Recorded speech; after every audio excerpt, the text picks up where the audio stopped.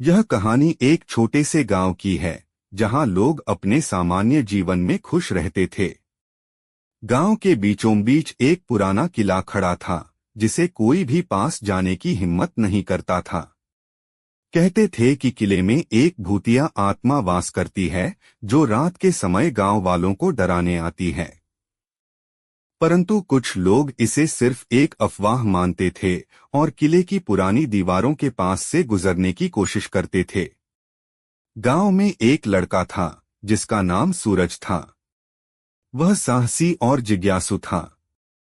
उसे इन अफवाहों पर यकीन नहीं था और वह यह जानना चाहता था कि क्या वाकई में किले में कोई रहस्य छिपा है।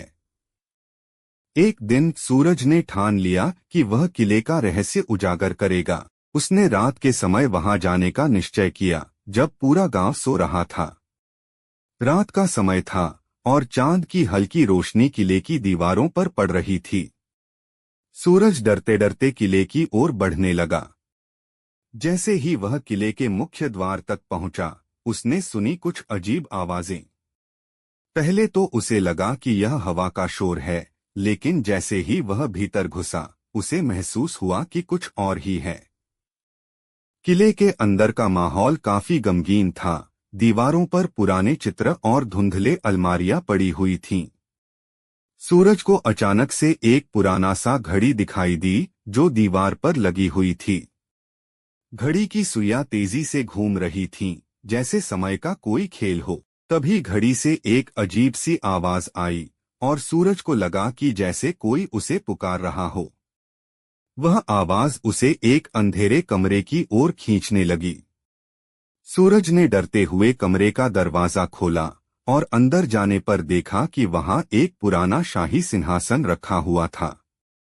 अचानक कमरे में ठंडी हवा का झोंका आया और एक अस्पष्ट छाया सामने उभरी। वह छाया एक औरत की थी जो सफेद वस्त्र पहनकर सिंहासन पर बैठी थी। सूरज के मन में कई सवाल थे, लेकिन उसकी आवाज ने उसे चुप करा दिया। तुम यहाँ क्यों आए हो? उस आत्मा ने धीमी आवाज में पूछा। सूरज ने कहा, मैं सिर्फ यह जानने आया हूँ कि क्या यह किला सचमुच भूतिया है। आत्मा मुस्कुराई और बोली, यह किला तुम्हारे डर का नहीं, बल्कि एक भूली हुई कहानी का गवाह है। मैं कभी यहाँ एक रानी थी, लेकिन मेरी मृत्यु के बाद मेरी आत्मा यहाँ बंध गई। अब मैं बस यह चाहती हूँ कि कोई मुझे मुक्त कर दे। सूरज ने बिना किसी डर के उस आत्मा से वादा किया कि वह उसकी मदद करेगा। रानी की आत्मा ने उसे किले के बगीचे में एक पुराने पत्थर के नीचे एक किताब छुपी हुई थी, जिसे सूरज ने निकाल लिया। किताब में वह पुरानी कहानी और मुक्ति का उपाय लिखा था। सूरज ने वह उपाय किया और रानी की आत्मा को शांति मिली। किले का रहस्य अब सबके सामने था। सूरज ने न केवल अपनी हिम्मत से डर को हराया, बल्कि एक बेजुबान आत्मा को भी शांति दिलाई। और गांव वाले अब उस किले के पास बिना डर के आ जा सकते थे।